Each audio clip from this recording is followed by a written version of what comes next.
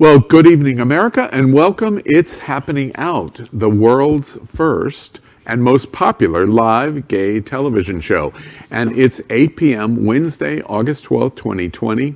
I'm your host and moderator, Al Ferguson, and welcome, America. We are going to have a lot of fun tonight on this entertaining show, lots of things going on.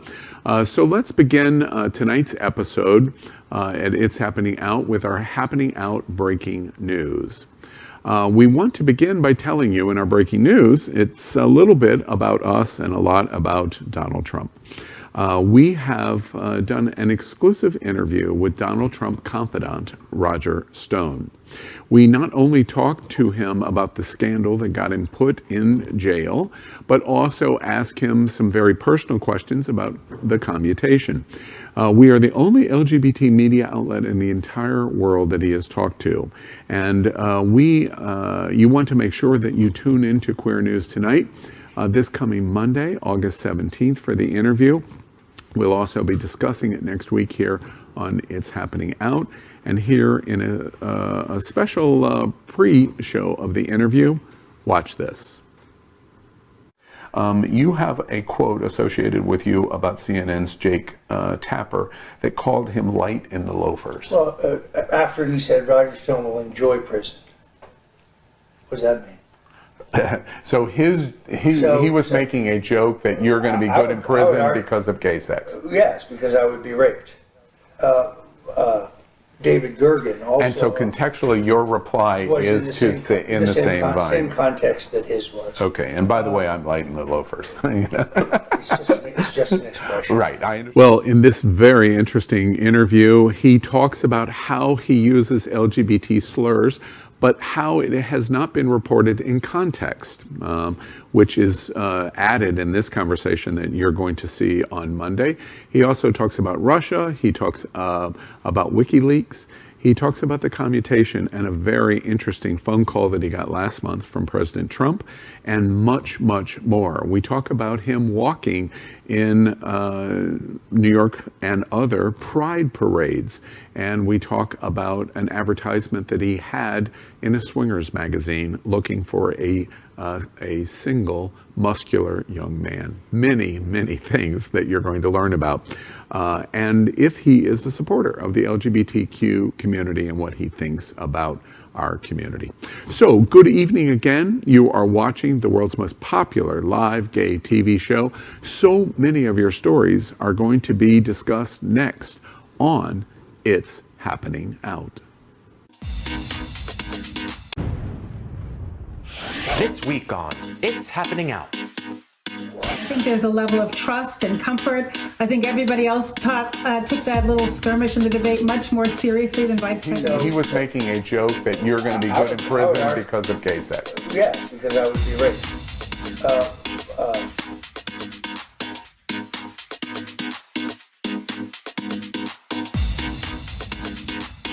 Our new game, Saved by the Bell. It's all happening out tonight. Join us on YouTube, Instagram, Facebook, and Twitter. Special guest host, Misty Eyes. With your host, reality TV star, Chef Josie. Trans activist, Aaron Phoenix. DJ Diva Power Infiniti. And our moderator, Al Ferguson. It all starts right now, live on It's Happening Out.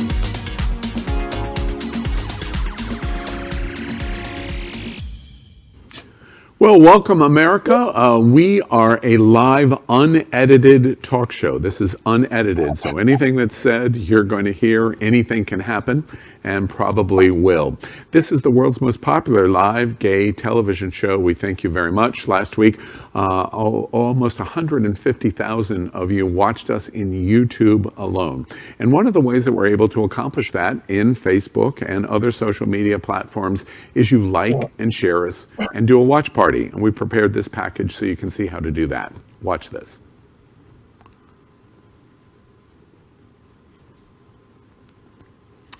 And I told you we were live and unedited. I like powers. It's where is that? Exactly right.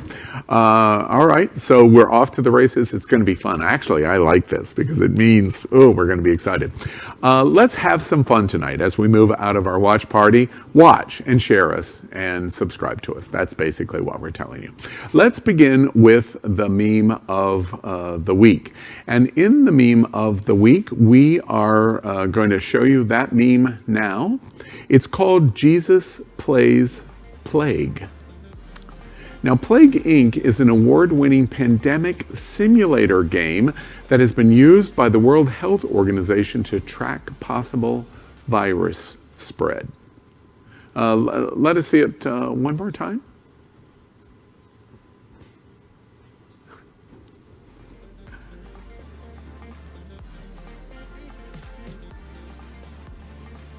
All right, and what do y'all think of the meme of the week? Well, I actually have heard of this game, Plague Incorporated. I went to my in-laws for Thanksgiving a couple years ago, and my husband's cousin was playing this game, and he's like, I created a virus called Dick Cheese, and like 80,000 people had already died. And I'm like, what the heck? Dick Cheese. Like Dick Cheese or something. I'm sitting right across, and I wasn't sure. It might have been like butt or something, but it was something kind of childish and pornish at the same time. But I was like, what? And he goes, 80,000 people have died. And I'm like, what are you talking about? And he's like, it's this game. We make up plagues and the world and people die and you win by how many people die. And my husband actually played it for like 4 days. And thank God he went out of that phase. But it is a real game. What do y'all think about Dick Cheese? Or the Plague Incorporated. We laughed to keep from crying, I guess, right? That part. I'm glad that's not a pandemic. Dick Cheese. Yeah. Can you imagine all the hookups? I'm hoping that we... all those guys who are afraid to wash themselves are the ones who have that pandemic going on. I'm hoping we change it from the China virus to Trump's Dick Cheese. Oh my I'm hoping God. we do that. Oh. That makes it worse. Yeah. That phrase, I just made my stomach turn. All right, let's move on. We want to tell you about a big event that is happening nationally that's quite exciting. Tickets are now available for the Outshine Film Festival. And the Outshine Film Festival is one of the biggest and best LGBT film festivals in the United States. Happening Out Television Network, including Queer News Tonight and It's Happening Out, are proud to partner with the Outshine Film Festival, unique this year because of COVID-19 and pandemic. The Outshine Film Festival is going to run from August 20th, starting next week, to August 30th. And its opening night is going to be what is called a drive-out in a drive-in. I thought very clever. A drive-out, they're going to show the film Stage Mother, a brilliant comedy to get the festival started off right. Tickets are on sale now at Outshine Film Festival. And I think at outshinefilm.com is their official site. And I think very exciting because this is a unique opportunity in all of the years that I've participated in film festivals to see it in this digital fashion, which is interesting. All of the platforms at Happening Out Television Network will be reporting more interesting news next week from one of the most important film festivals in the world. Here is a short video on what this festival, the Outshine Film Festival, is all about. Watch this.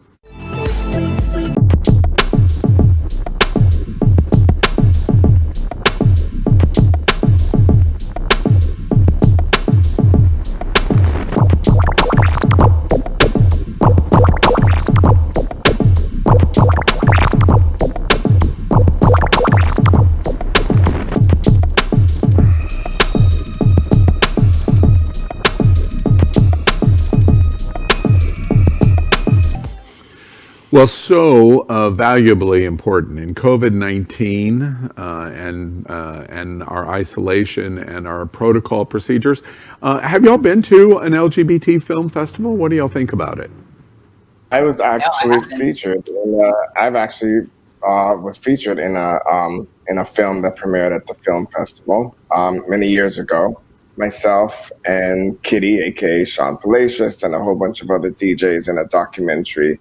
And unfortunately, I was on tour, and I did not fly back in time to catch the premiere of the film that I was in. I was actually in 2 films, and I don't remember being at the premiere of any of them. Priority. Well, see, this year, the advantage of that story power is this year you wouldn't have to worry about that because wherever you were at, you can participate in the film festival. They're doing live interaction, which I think is really cool because what you do is you get a ticket, you get a link into the film. They may do a pre-show before the film. Then you watch the film, and afterwards, in many of the special events and films, you get to participate with director, actors, panel discussion on the film. I think it's really a very exciting and clever way to reinvent yourself in terms of film festival. And now, in this situation, if Power was in one of the films this year in one of the largest LGBT film festivals in the country, he couldn't make the excuse that he was too busy and he couldn't fly back in time. And how wonderful! If I was in one of the films, I'd still have to pay to see it. So. Right. Well, they'd probably give you a chip or something. Here's a special code to get into it. Aaron, have you done anything with a film festival before?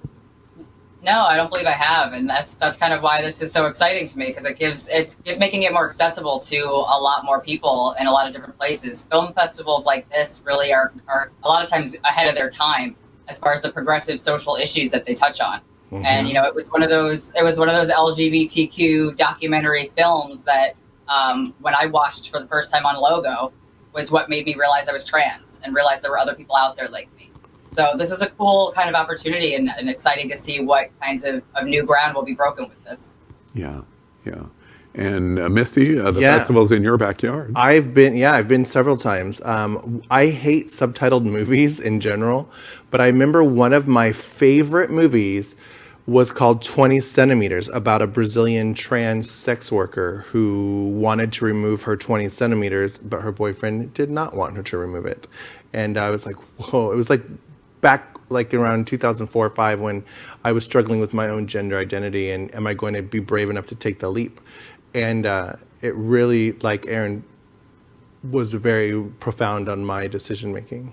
Well, and to close, in August 20th to the 30th, the Outshine Film Festival, it's one of the largest in the United States. They have an amazing array of films.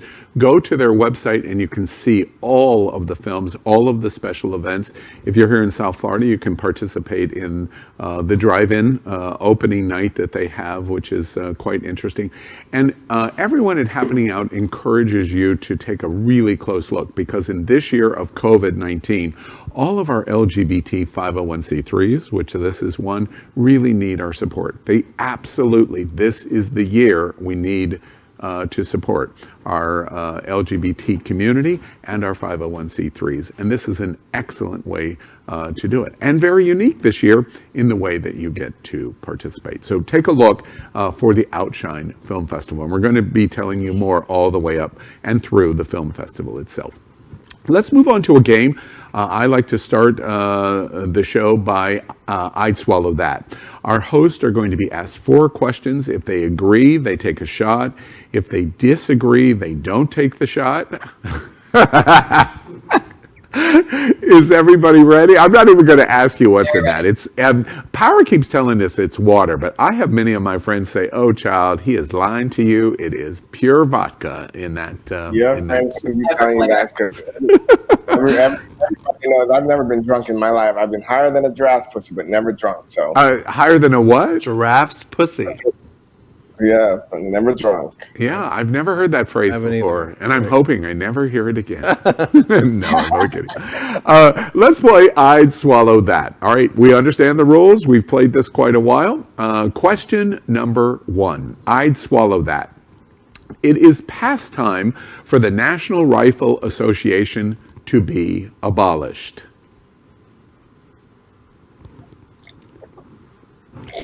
Really? We're going to start with Misty because she takes the shot. America, in case you haven't heard the news, the state of New York has filed suit against the NRA for the violations of where they're incorporated as a not-for-profit organization, an advocacy organization, of violating all kinds of rules, and have recommended that the NRA be disbanded as a result of it. And very likely, that's what's going to happen. Misty, you didn't take the drink. So I hesitated because I had to interpret what exactly that meant. I'm a girl from Alaska, and in Alaska, you need a rifle in your car or truck or Jeep or whatever you're driving because of the moose and the bear and the deer, and you might need to shoot something that's... Howard, did you know that? Because of the moose and the bear, And if you're in Alaska. Right, or the elk or whatever. There's in Alaska, there's no conceal and carry permit. Like literally, anyone can have a gun in their car anytime, but you have 30 seconds to tell the police officer if you're pulled over. I just want to let you know there's a gun in my car. You have to tell them immediately, whatever. I do not have my concealed carry permit, but I do believe in it. However, that being said, I do not think that we should be allowed as civilians to have semi-automatic rifles or semi-automatic anything. There's no reason on earth, even in Alaska hunting, you don't need a semi-automatic anything, but just a regular rifle. So, well, maybe you want to kill a whole lot of elk or because then you're not going to be able to eat them. Spring. I believe in eating what you destroy. Okay. And if you use a semi-automatic on a moose, that moose is gone. So, I mean, especially after things that happen in our backyard, Pulse example, and Marjorie Stoneman Douglas, like, though I'm very conflicted on my thoughts and feelings, but I do feel that you should be able to have the right to carry a handgun, but not an insane machine gun. Yeah, I am pro-gun, but anti-NRA. The NRA is a completely different conversation from the gun conversation entirely, because it's about political corruption and fraud, and having their hands in the pockets of legislators who then go on to do nothing to actually help these crises that we experience. So, Lespierre or whatever. I always make fun of his name. I always mispronounce it in 50 different ways. He has pocketed just a ton of money, just a ton of lobbying money. It's just funneled right into his pocket over and over and over again, which is one of the things. For me, the NRA is pointless and it's useless. I mean, when they first started out, they were really about trying to advocate for gun safety and the proper use of guns. They also lobbied and were in support of gun restriction and gun control. Of course, when the Black Panthers were walking around with guns, when Black people, started to become more militant, then of course they were all about gun control then. Now they've taken a more extreme position, and now they just believe that there should be no restrictions, no gun control at all. And the depravity and the level of depravity in which they have sought out power and have influenced our political structure in this country is really is nefarious. So I just believe that it's time for them to be gone. Scoochy scooch. Scoochy scooch. All right, let's move on to question number 2. I'd swallow that. I have been turned on by an animated or video game character. I'm going to take that shot because that happened this week. You should go first. I will. I'll just tell you. I didn't even know this. A friend showed this to me. There's this whole gamut of semi or full out pornography with animated characters. I didn't even know it existed. Just finding this out, Al. I'm just... wait. Pause the read just 1 second. Now, finish the thought very quickly. I didn't know it existed. And it was like, wow, the animation, the 3D animation, even in some instances CGI animation, is really quite amazing. The same kinds of things close that we would see in film, you can see online now. And they can do exactly what they want to do, as opposed to, well, kind of, maybe, the best you can with human beings. And I thought it was very, very interesting. And then I found, wow, this is really beautiful. So what movie is your favorite? Well, let me just put it this way. One of them had to do with Superman and Batman in it. Y'all Shocking. shocking. Y'all took the shot? Yeah, Yes. I totally. Yeah. Does anybody remember the Thundercats? I feel like I definitely had a crush Cheetah. on a couple of Thundercats. Shitara. Really? And how about you, Power? I I didn't don't- see. Did you take the shot? I most certainly did. I mean, one of my earliest indications of being gay was, jonesing for comic book characters and superheroes. Definitely the Thundercats, Lion-O, even Mural when he turned from the old feeble corpse into the muscular villain. Skeletor, He-Man, you name it. And yes, Al, even though I did know about animated porn, I don't want Kyle to hear. I actually discovered the joys of animated porn while on isolation and lockdown. Oh, my. You explore a little bit more when you ain't got shit else to do. And Misty, how about you? Yes, of course I have. I mean, especially as a child looking at comic books and the exaggerated muscles and the definition of the X-Men. And So it's the same for straight women. They like it too, huh? just strong men that can pick up buildings. And of course I've been turned on. Well, good night, everybody. It's been a great show here. All right, let's move on to question number. Right.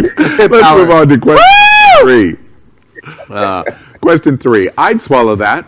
I approve of Joe Biden's vice presidential pick. Down. Wait, do we have 5 or 6 shots to do on this question?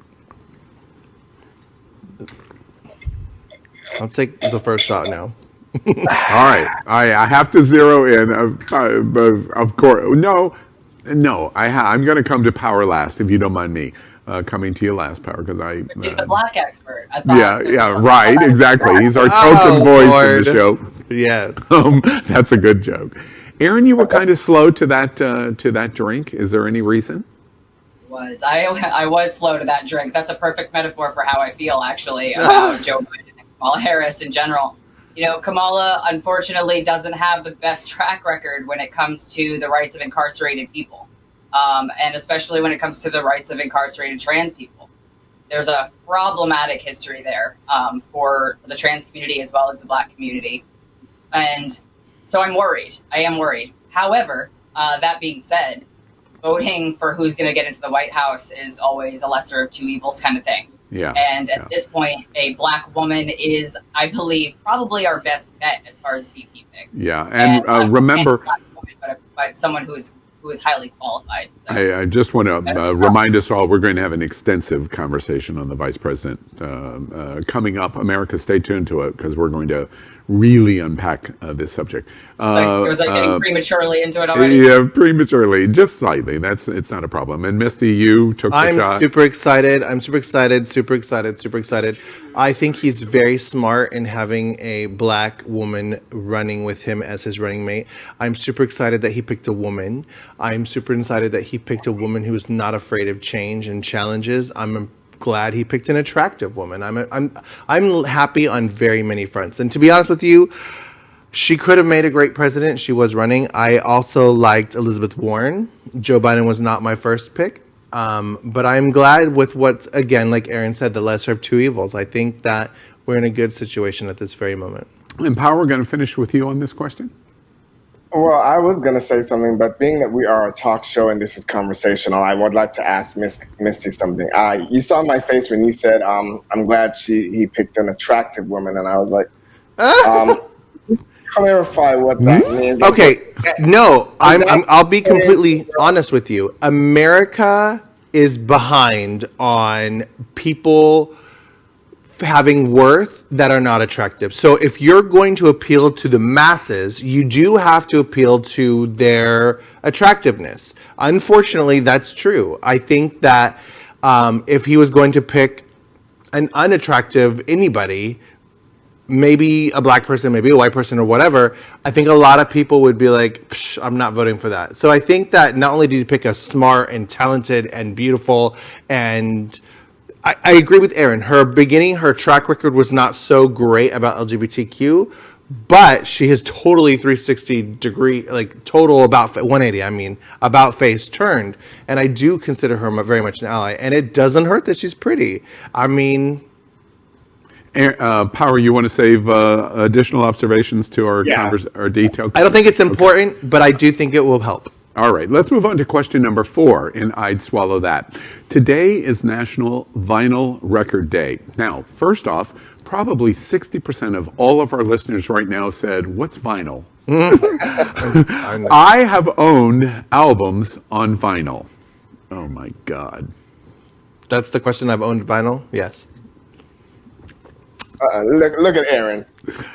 Finally, I get to be the token millennial at something. Oh, do you know what vinyl is? Yeah. All right. I So, know very well what vinyl is. Yeah. But they're collector's items. You hang them on your wall now. They're not really. They're like for hipsters who want to seem like they are into the old school. Power, but, you're like a hamster. play them on.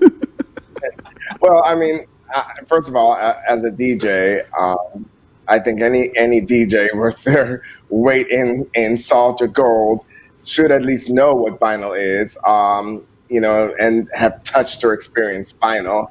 And my first vinyl was actually when I was about 8 years old. My first record ever was Dionne Warwick's "Walk On By," and I got it. That is fabulous. It was a 45, and I bought it at a flea market with my first record ever. I love that story. I do. Yes. My first one. I touched and experienced vinyl, but it was in the fetish sense of things. I think that's. I believe my you. first one was album, LP, vinyl, and it was Jackson 5 that had Rockin' Robin and... Wow, that is dating yourself thousands. Yeah. And the sad thing is, I think it's when it came out, not a decade later. So I just said something. My first vinyl was Greatest Love of All, Whitney Houston with the slick back hair and the peach Misty, dress. do me a favor. Shut up. Just shut up. That was my first. And then I had an Elton John one, too. Yeah. Oh. And Aaron has nothing. Just so everybody knows, when I bought that vinyl, the song had not just come out. I don't want to the song had not just come out. Wait, I ally with Power Infiniti as the DJ in this subject, and then at the last moment, he puts a knife between my shoulder blades. Thanks, guy. Thanks. Great. All right, let's move out of I'd Swallow That and move into celebrity. And we want to talk about something that's really interesting going on. Traditional media and its failures going on in America. Have you heard this week a failing of traditional media and pandemic? E! News has gone under after 29 years. Before we talk about this, watch this. After nearly 30 years on air, NBC Universal has canceled E! News. The show, which debuted in 1991, is the latest slash in a series of recent cutbacks by the company due to the coronavirus pandemic. Current co-host Liliana Vasquez broke her silence on Instagram, writing, "Thankful for this incredible adventure, and I will miss this team and crew beyond belief, even the 4 a.m. call time." NBC Universal just recently launched their streaming app, Peacock, and are reportedly working to restructure and move towards streaming in the coming months. Well, a gigantic change here in traditional media, even in that company, to new things like their 24-hour streaming at Peacock. As the pandemic forces media companies into a new digital format, by the way, guys, we're digital, many of them are failing in traditional media. What makes media outlets like ours different than major broadcast or print media? Print is under full attack in America, and this is an example of traditional broadcast being affected. What do y'all think about the news of E! News after 29 years?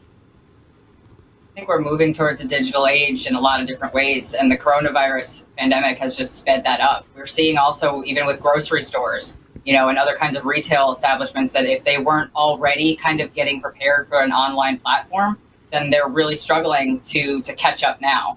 And it's almost a little too late. And we kind of had the same, advantage that we were already digital. This is why also it's important for everybody to have access to things like the internet, because we're not going to have any other way to get information before long. Well said. Other thoughts? I think that one of the reasons they probably closed is because all they report on is celebrity. This is what Cher did. This is what Madonna did. And most of the celebrities are really taking quarantine serious. They don't want to get sick. And if they're all hiding in their houses, what do you have to report about? They're also accessible to us on social media now too. We don't necessarily need the inside scoop like that. We can get it from their Twitter account. Mm-hmm. Everybody has launched. I'm sorry. Go ahead, Power. And they compete with other media, celebrity media outlets like TMZ, which is like really top of the in real time news, and that they are also very digital as well.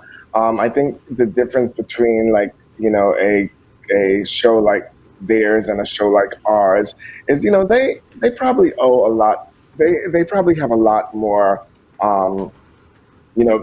investors or people that they are owing to or that they're responsible to and for. Where our show really just runs on hopes, dreams, creativity. Oh my God. That was a classic. Let the Wicked Witch put the breadcrumbs down so Hansel and Gretel will walk right into the oven. That was really well done. Very, very well done. Well, anyway, it's a unique thing going on. I'm curious. We talk about this all the time. In terms of print, we're seeing it everywhere. We're seeing LGBT media under full attack. When's the last time you hear people touching print? The Blade in Washington, Metro Weekly, the Georgia Voice. I mean, they've been creamed. I actually started getting print copies of a few magazines like Time. I've got a Time magazine sitting right here. I've got the Vanity Fair issues with RuPaul and Janelle Monáe, and some of the entertainment news magazines like the LGBTQ Pride cover they did this year. Because I knew I had a feeling that this might be the last chance to get our hands on those collectible memorabilia kind of things. And this is history. History is being made with every newspaper or every magazine that's put out. So these are going to be relics of the time that we survived through. So, but I mean, before that, though, before I sensed that it was going away, I really never had too much all that, that interest. I'm curious, just real quick, and I want to move on to something else out of this topic, but just real quick, one sentence, please, if that's possible. Does it make you sad that we're living and seeing this transition? Are you sad about it? It's a little bittersweet. I'm sorry, I interrupted. Are you sad? I think one said no and one said bittersweet. No. I said it's a little bittersweet. Go ahead, Yeah. Power was. And Power said no, you're not sad about it. No, I'm not really sad about it. Yeah. I don't know that I'm sad. I think change is always scary, but sometimes change is good. Yeah. Well, it's going to lead to a very sizable number of our population working at home, which is positive because it means we are not going to drive our cars as much and we're not going to consume fossil fuels as much. I go through a tank of gas like every 3 weeks now.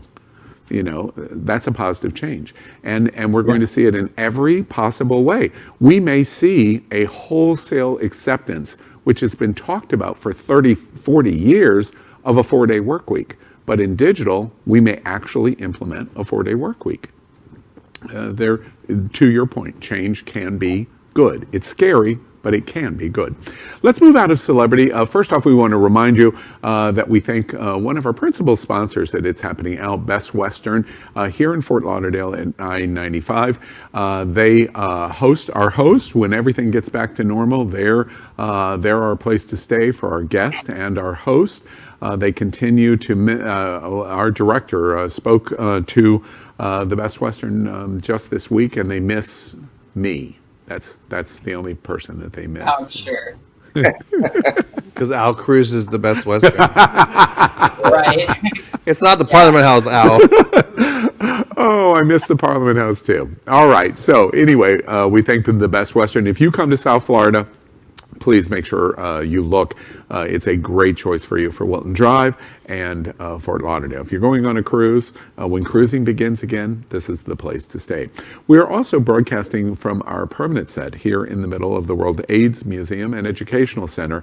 This is on the heart of Wilton Drive here in Wilton Manors in Fort Lauderdale. You notice that Josie's not here with us tonight, and that is because she is running for mayor of Wilton Manors, and she's doing a big event this evening in conjunction with her candidacy for mayor, and we wish her good luck. We always tell you we're broadcasting from the gayest place on planet Earth, and it's really, really true. We also thank one of our sponsors, which is Concepto Modern Living, who has helped build this living set here in the middle of this living museum. The next thing we want to do is what our production team puts together. They pay attention to many things that are going on the internet that is interesting, and we call this segment Best Thing of the Week. Last week it wasn't, but this week we're going to find out if we've done better. This is Best Thing of the Week. Wait, and I'm just reading this note because I haven't seen it, and I bristle immediately because Best Thing of the Week is called Old Guys Try Dating. Watch this. With introductions. Guys, go ahead and introduce yourself to Robert. Hey, I'm Jordan. I'm a makeup artist. I love to go on hikes with my dog and just have fun. I'm Wilhelm. I'm a writer and I love taxidermy and don't have a dog. I guess not if you're a taxidermist. Hey, I'm Dante. Ooh, Jesus. Dante. I do fashion design and I'm from Texas. Our first round of questions are going to help you get ready. Hey guys, what would you wear on our first date? Something comfortable, but still kind of sexy and something that says I'm put together. I only have like 5 t-shirts, so probably like my nice blue t-shirt and some skinny jeans just to liven things up a little bit on the bottom. Okay. If we're going to dinner, I have a couple really nice button downs that kind of eye-catching patterns on them. Guys, what would we do on our first date? You know, we really just would get to know each other. Maybe we go on a walk afterwards or go grab a drink. We'd enjoy a lovely dinner, have lovely topics. I would like Google the nearest gross bar that we could go to and then like call an Uber and hope that works. One fun thing to do on a first date is to have some edibles. I don't know if you're into that or not, Robert. I like the idea of edibles. Guys, Italian food or Indian food? I think I'd have to go with Indian food. I'm all about eating healthy, so. Yeah, Indian for me too. I like all kinds of food, honestly. If we have edibles, I'll eat Italian. You'll eat everything. Yeah. Spaghetti a la Kush. It looks like Dante was your favorite that round. Yes. We're stranded on a desert island. What 3 items would you bring? I would bring my dog, a yoga mat, and a military knife. All right. I would just bring a gun because I'm not going to last on that island very long, and that's the end of it. Child, that sounds like me. Well, at least he's honest. I love it. Can we bring a boat? For our final round, you're going to have an opportunity to get closer to Robert before he makes this decision. I stand up. Yeah. Oops. Stand still. Let's do a little hug. Okay. Was that Jordan? Jordan. Now you're Wilhelm. And is a cheek kiss good for you, or is that too much Oh, for first no, date? that's fine. Hello. Hello. I'll give you a nice little hug. Sure. I thought you were so cute since I saw you in that Mr. Clean outfit. Are you ready to meet Jordan? Oh, do I? Here, give me that. No. What? Oh, give me this. Hi. Hi. How are you? Wilhelm? Hello. Nice to meet you. You're a tall one. And finally, meet Dante, your choice for your date. Hi, it's a pleasure. Nice. So good to meet you. Nice to meet you. Okay, Dante has the voice to melt the hell out of you. Yeah. Thank you so much. I appreciate that. I hope they survived in my bag. I hid them from everyone, so it'd be a surprise. That's a sweet thought. Older men date. What do y'all think? Awesome. Oh, I love that. I thought that was awesome. That was amazing. We need They're both we so need some cute. wholesome, like uplifting things in our lives these days. I like the edibles a lot. I wonder if he knew what he meant by edibles. I'm sure he thought knew. of something different. Haven't you seen the video where they all try smoking weed? Oh, no, I haven't seen that one. Oh, it's so great. It's hilarious. Is it? Gotta look it up. Good. Let's move out of Best Thing of the Week and move on to our segment called What's on Your Mind. We are going to ask the host in 30 seconds to tell us what's important to them this week. And I'll kind of raise my hand to let everybody know we're in our 30 seconds. And you're going to tell us about what's on your mind this week. And Aaron, let's start with you. Well, Joe Biden and this whole voting presidency thing that's coming up is definitely on my mind. And I wanted to just kind of present to some of our audience the crazy radical idea that you can vote for someone and then still protest and hold them accountable for the things that they do that are not in our best interest. You know, we've got to get rid of this fascist that's in the White House, no matter what. So, but we can also still keep them accountable after we vote for whoever is the lesser of the evils. Okay. And what's on your mind, Power? In 30 seconds or less, first of all, if you want to hear more from Aaron Phoenix, you can go to his new website. And what's on my mind is the fact that I voted this week. I did early voting, and I'm proud to say that once again, I fulfilled my civic duty. And Awesome. Who did you vote for? Well, it was local. It was the local election. Not the general, yeah. It wasn't the general yet. Okay. All right. So my joke didn't even make sense. You don't know the people that were running in her country side. All right. And wait, it justifies a few more seconds. Aaron, tell us your website. I didn't know that. Yeah, you can go to my social media. It's Aaron Phoenix without the vowels, phoenix.wordpress.com. And you can see some of the previews of my upcoming writings and the upcoming book that I'm writing. Oh, excellent. Congratulations. He's and a very Misty, good writer. What is on your mind this week? Yeah, so I just graduated with my associate's degree yesterday. Yay, congratulations. 170 credits later, I got a 60 credit degree. I have been through some hurdles. My first school, I went to a very Christian school for 4 years, 3 summers, and then I went to 1 summer in Alaska. And then I majored in business and music ministry. None of my music or ministry classes transferred. And as an adult learning student with peers that are old enough to be my children, as a transgender woman, there's a lot of hurdles, including FAFSA. I changed my name to Misty. I changed my name to my married name. There was a million hurdles to get into. But I graduated with a 4.0, and even in my Spanish class, too, I almost killed myself to get a good grade in. Yeah, congratulations. That's all great A's. news. You got an A in Spanish? Yeah, I don't know how. I'm not even kidding. Wow. I don't know how. But I busted my ass with homework and extra credit. That's an achievement. You can put anything you put your mind to, you can do, and that's what I'm going to tell you tonight. Next up, we're going to discuss the major headlines of the week with our host. And we want to discuss, of course, the number one story on this planet this week, reporting that Joe Biden has chosen Kamala Harris as his running mate. Before we have this conversation, watch this. The lawsuit argues that the NRA's leadership used one of the most powerful organizations in America as a personal piggy bank. In the spirit of true patriots, we are fighting back. Calling its CEO Wayne. I think there's a level of trust and comfort. I think everybody else took that little skirmish in the debate much more seriously than Vice President Biden did.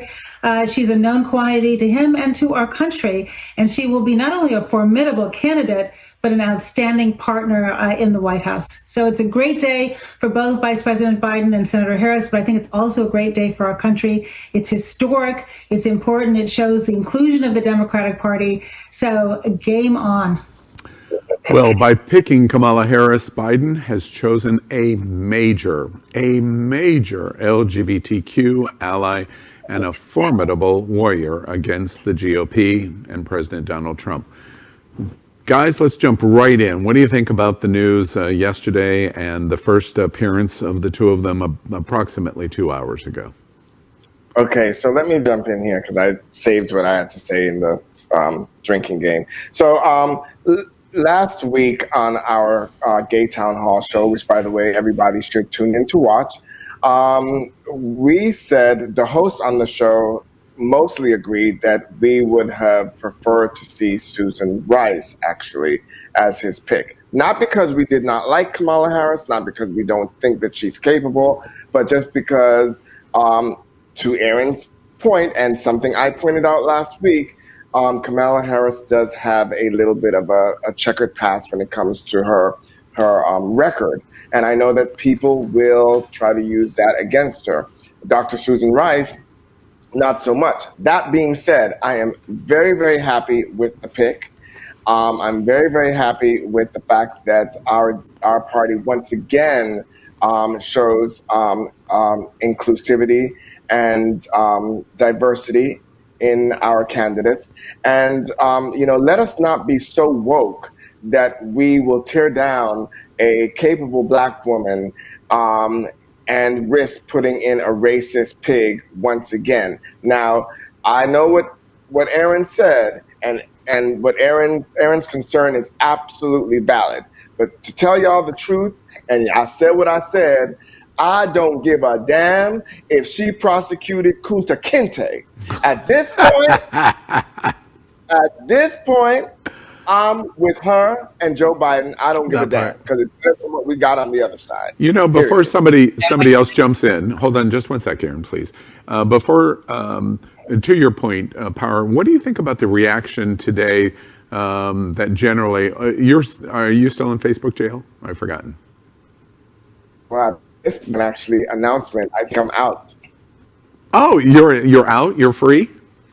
Yeah, I thought I was out on Friday. Actually, I was told by Facebook that I only had 3 more hours today. Oh, okay, good. Well, great. Congratulations. What do you make of what we're watching today in social media of all of the people saying, if you say a negative word about Biden and Kamala, I'm unfriending you? There are thousands and thousands, tens of thousands of people that are doing that today that express your observation and take it to the point of going, I feel exactly like what you expressed.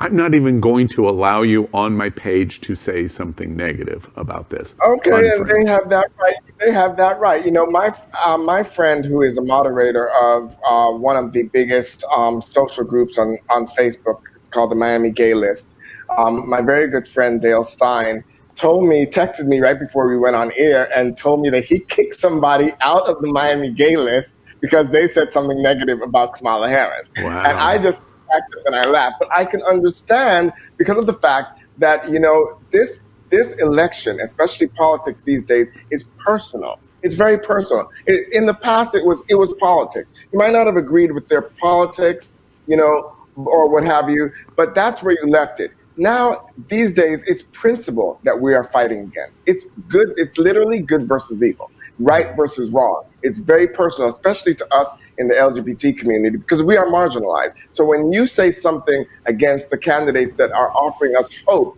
for a better tomorrow, it's personal to us. So yeah, I can understand people. That's interesting. Interesting. And I'm sorry, Aaron, I interrupted you. I think I've kind of lost my original train of thought there, but I mean, yeah, like I said earlier, we're always faced with maybe, if only. We're always going to be faced with this lesser of two evils kind of thing, and yes, of course, there are valid concerns, but the problem I think that we're facing is that the never Trump Republicans eventually ended up rallying behind Trump, whereas in our party, in the Democratic Party, the Bernie bros or whatever did not eventually come together and say, okay, fine, we're with her, not even begrudgingly. And that's how we ended up, as a result, with Trump. And it's not just about Trump. It's about the ripple effects. It's about the court, the judges that were appointed.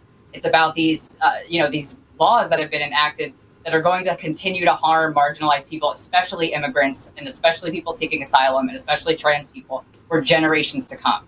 So what we're not going to do is be stupid about, like Power said, being so woke that we're going to tear down the best we got, the best chance we've got. And also what we're not going to do is take away from the weight of this historic moment for the first Black woman to be in this position. You know, is she the perfect ideal for a Black woman to have put there?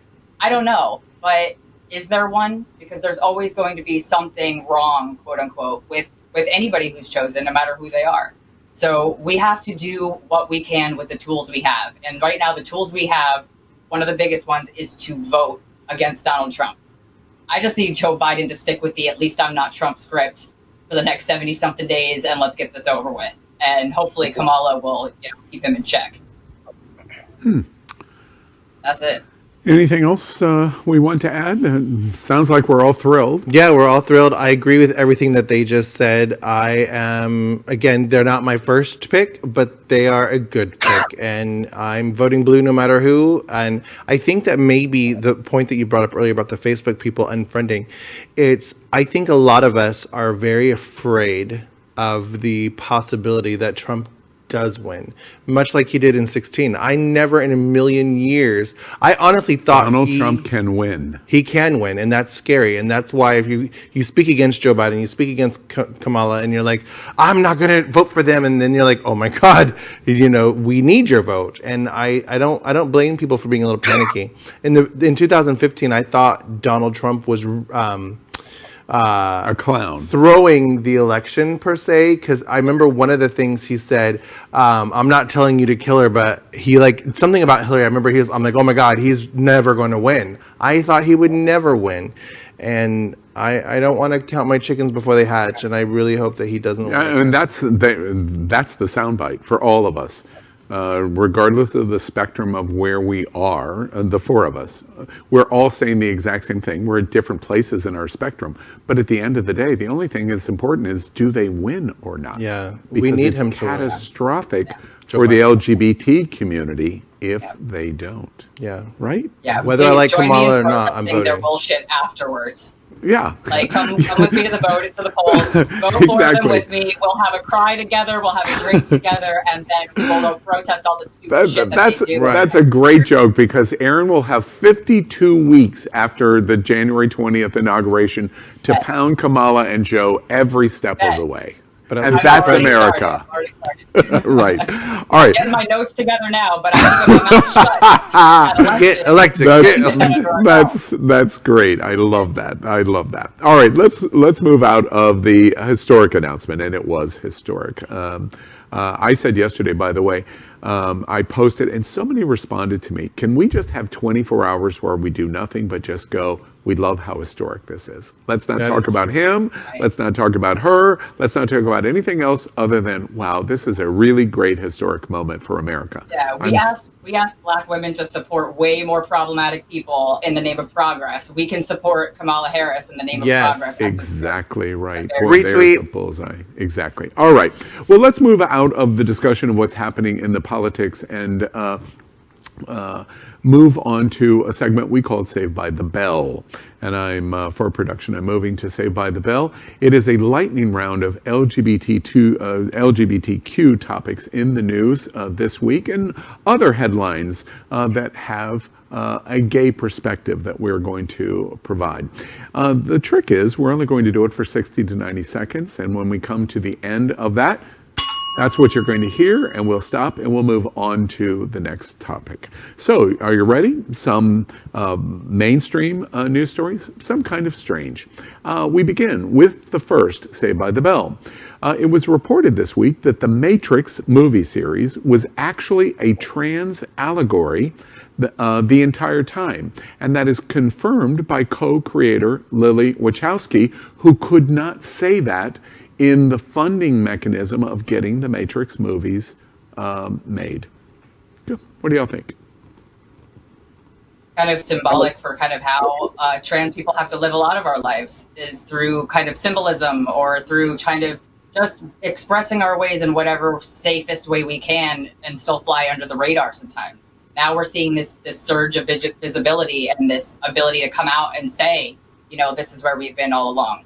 Caitlyn Jenner hid her physical transition, her hormone use and all that, I believe, for a long time before she ever came out. From the 80s. So this is cool. Yeah. So this is cool that she's able to actually say definitively, yes, this nerd movie that all of these men, all these cisgender straight men have been in love with for all these years, came from the source of the heart of a trans woman, and the struggle that that it is to live a life that's not really yours, or a double life. So many of the stories and many of the things that are woven into our pop culture come from gay and trans experiences, and the mainstream doesn't even know. The song "I'm Coming Out" was written for Diana Ross, and it really was about coming out and drag queens, and we saw that in a previous episode that we featured here. All right, our next Saved by the Bell. The Australian government officially becomes the first country in the world to recommend the use of gender-neutral language. We can't say mailman anymore, or policeman. Well, let's please note the word recommend. I think that's important because there's this this sensationalist propaganda way of looking at this whole story that people are twisting it into. Now we can't say mailman, and we can't say, no, you can. But the official recommendation is to not be such a dickhole all the time and just be a little more inclusive. But their founders are arrested twice in this last week, defiling a Black Lives Matter mural. Well, they should love that. They love cops so much. What? Isn't that what they were? Is that not what they were going for? Go by. We done? Guess so. Okay. Not once, but twice. A man is charged with a hate crime after stealing a rainbow flag and setting it on fire during Brighton, England's Pride weekend. Good. Okay, I don't want to take up all the air in the room. I don't want to take up all the air in the room, guys, but I'm going to get a little serious and go dark here for a second. The fact that this is a hate crime, at first I was really, no one was actually hurt, but there's symbolism to setting something on fire. And the word faggot comes from the historic of burning, of tying gay men together and burning them alive. So this is, the fact that this is being seen as a hate crime, it's not just a knee-jerk, oh, my feelings are hurt. This is a serious, serious threat. And I'm glad it's being seen as such, but it shows, like Power always says, that we have miles to go, miles and miles to go. All right. Well, let's move out of Saved by the Bell, of our headlines, LGBT stories of the week, and play a game. And our game is called Shag, Marry, Chop, as you know, and we invite you to play right along with us. It's a game that asks our host who and why and what. Of course, you know what I mean. We are going to show you 3 different people, and all of our hosts are going to tell us what they would select. So let's play. Shag, Marry, Chop. Since the Summer Olympics were canceled, here are the hottest Olympiads playing tonight on Shag, Marry, Chop. And that is David Oliver and Damien D'Alande. Oh, he's so pretty. Mm-hmm. And Tom Daley. All right, so let's play Shag, Marry, Chop. Aaron, let's start with you.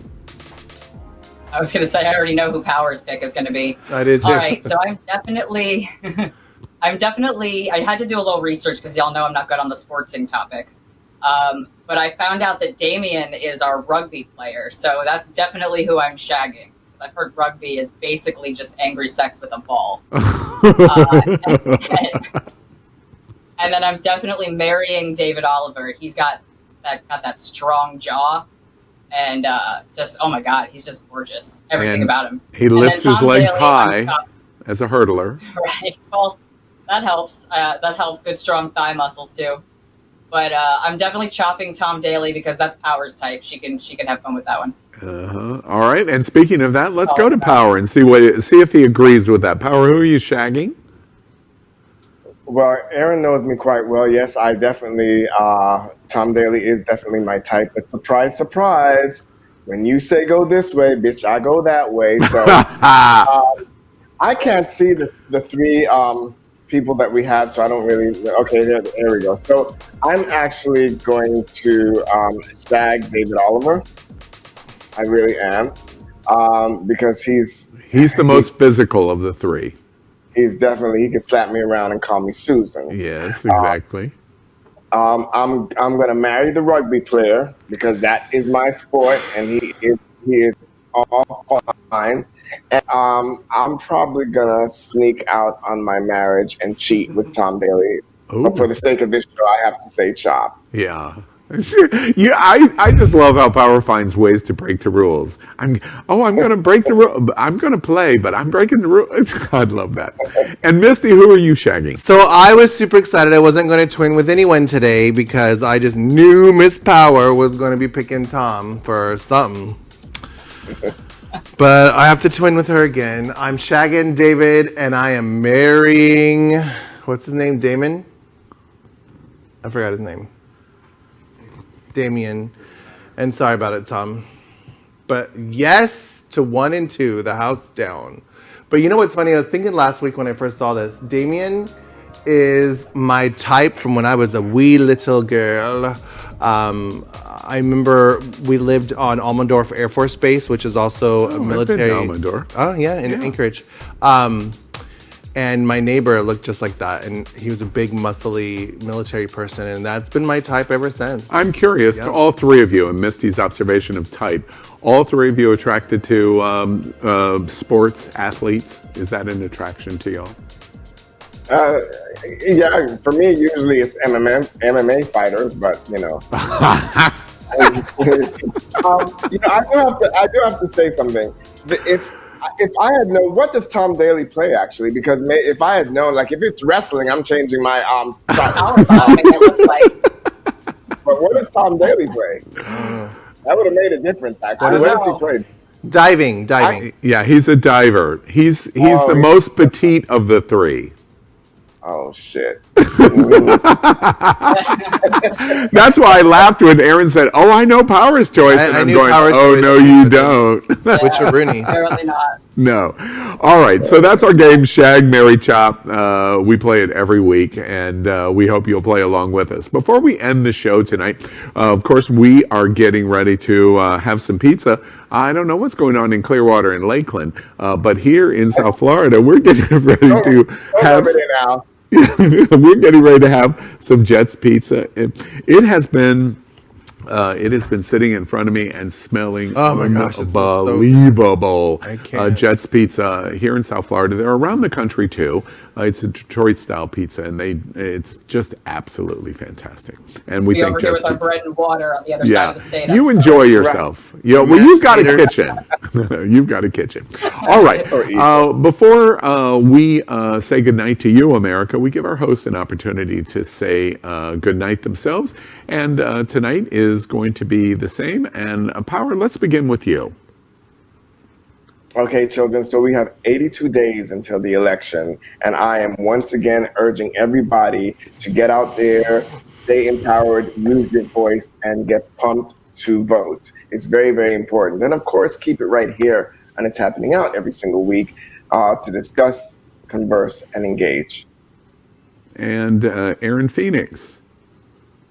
Well, good night, genderfuckers, and all of those of you who are coming along the journey of figuring us all out.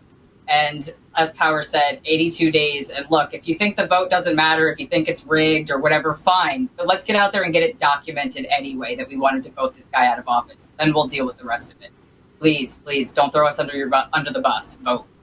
Catch us next week. All right. And Misty Eyes. I definitely agree with that. And I'm going to add, you can do anything you put your mind to, even if you think it's impossible or you think that you're not smart enough or you think you're not able, do it. Get motivated and prove that you can do things you didn't know were possible. Well, and my good night to you, America, is a thank you.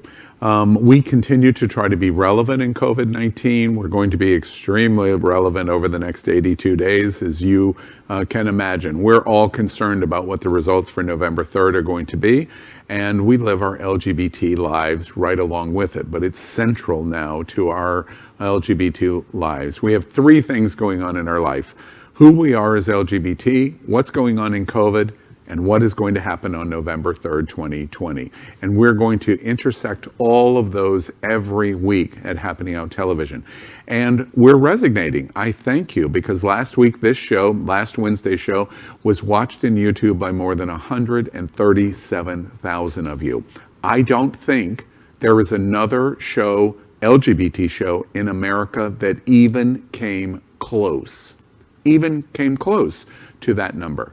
On Q News Tonight, Queer News Tonight, that I'm sharing hosting duty with Misty and Aaron Dar, last week we had 200,000 of you watch in Q News Tonight. So we thank you very much, and we're going to continue to work very hard to bring the most important LGBT news in the world, in America, and our politics and COVID-19 to you every single week. So we invite you to stay tuned with us, because the next 82 days are likely the most important. As the oldest guy sitting on this panel of our talk show at It's Happening Out, I can tell you in great confidence, I believe the next 82 days will be the most important of my life.